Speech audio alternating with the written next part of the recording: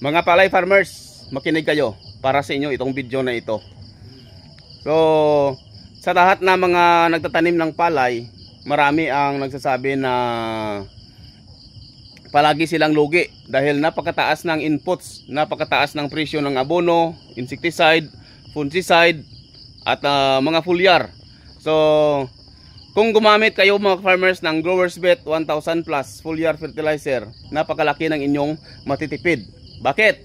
Dahil kapag gumamit kayo ng Growers Bet 1000 Plus, hindi nyo na kailangan na mag-spray ng fungicide, hindi nyo na kailangan mag-spray ng insecticide, at ang inyong abono ay pwede ninyong i-reduce hanggang 50% dahil napakaganda ng epekto ng Growers Bet 1000 Plus sa inyong mga pananim.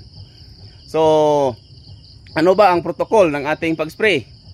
Ang pag-spray sa palay, mag-spray lang kayo 2 lata ng sardinas sa 16 liters na tubig every 10 to 15 days. Yan ang susundin ninyo mga farmers. So sa isang hektarya, kung mag-start kayong mag-spray sa basal o bago magtanim, mag-spray kayo sa inyong lupa, ang recommended natin ay 4 na galon ng Growers Bet 1000 Plus. So, ano kayo? Matipid ba o mahal? Siyempre, ibig sabihin, kung 4 na galon, kwentahin natin, kunwari 1,500 ang presyo ng isang galon. So meron kayong magagastos na 6,000, di ba?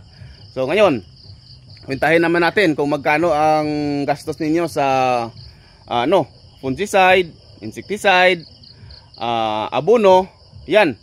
So kung pagsama-samahin ninyo diyan at i-compare ninyo sa presyo ng Growers Bet 1000 Plus, magkano kaya ang inyong gagastusin? Saan kayo mapapamahal o saan kayo mapapamura, di ba?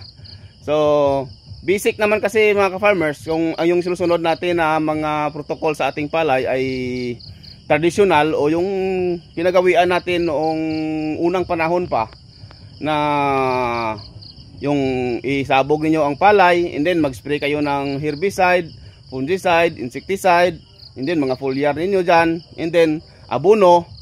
So palagi naman yan ang ginagawa natin, pero hindi pa rin tumataas ang ating ani, hindi pa rin nagbabago ang ating ani. Mayroon nga nagsasabi na kahit anong ganda ng inyong palay, ang pinaka mataas ninyong harvest dyan ay bawi lang sa gastos. Yan ang sinasabi ng ibang mga karamihan sa ating mga farmers. So ngayon, subukan ninyo ang Growers Bet 1000 Plus foliar fertilizer mga farmers. Dahil ito ay nagpapakondisyon sa inyong lupa, binabalik niya ang acidic na lupa into neutral. Dahil ito ay alkaline base na 7.4 pH. Ang benepisyo pa nito sa mga pananim natin, pinapahaba ang ugat ng ating mga tanim, pinaparami ang suhi ng palay, pinaparami ang butil, pinapatigas ang tisyo ng ating palay para hindi pasukin ng insekto. At pinapataas niya ang resistensya ng ating palay laban sa mga sakit.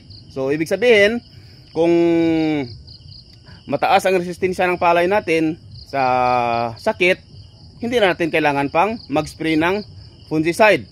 So kung walang insekto na dumadapo sa ating palay dahil meron itong insect repellent, hindi na natin kailangan pang mag-spray ng insecticides, di ba?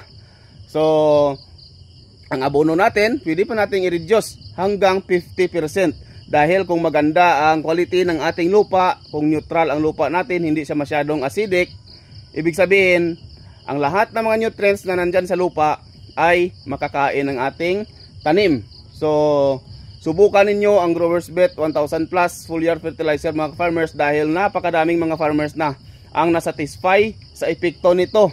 Marami na ang nagsabi na tested and proven nila, napakaganda ng epekto sa palay. At pinapakita din natin yan sa mga videos natin. So, kung gusto ninyong tumaas ang inyong harvest, kung gusto ninyong umangat ang inyong mga ani, gumamit ng Growers Bet 1000 Plus foliar fertilizer.